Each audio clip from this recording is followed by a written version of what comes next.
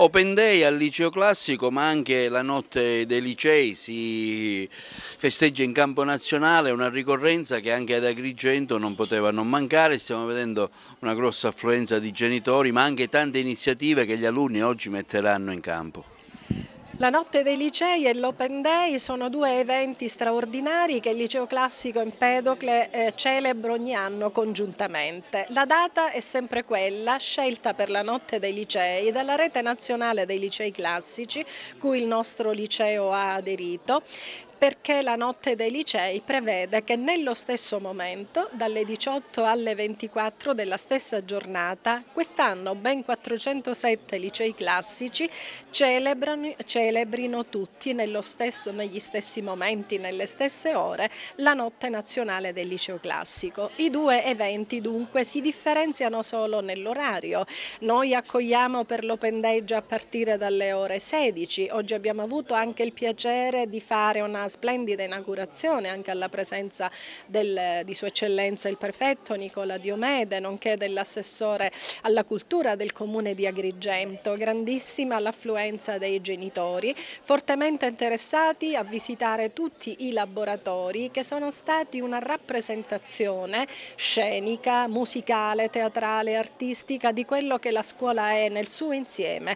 Hanno trasmesso e comunicato il nostro modo di intendere la scuola, il nostro progetto educativo che quest'anno si arricchisce di ulteriori proposte, perché oltre a mantenere sempre comunque la specificità e l'identità del liceo classico, noi continueremo a proporre potenziamento di matematica, sperimentazione di logica, e da quest'anno il liceo classico internazionale Cambridge, per via di un riconoscimento prestigioso ottenuto dal Cambridge, che ci consentirà di attivare all'interno del liceo classico alcuni insegnamenti di discipline in lingua inglese e secondo i programmi Cambridge.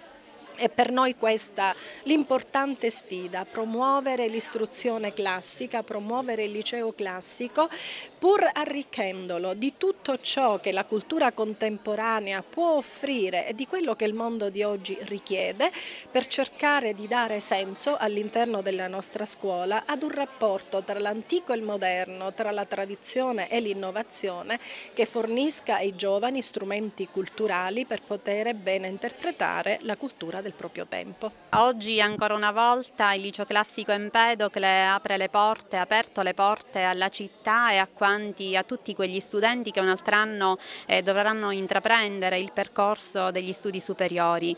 Come gli altri anni la nostra scuola si è attivata mettendo in opera una serie di laboratori di varie discipline, laboratori sul mito, laboratori sulle discipline scientifiche. I ragazzi si sono impegnati tantissimo, si sono spesi tantissimo e devo dire hanno veramente dato grande prova di sé.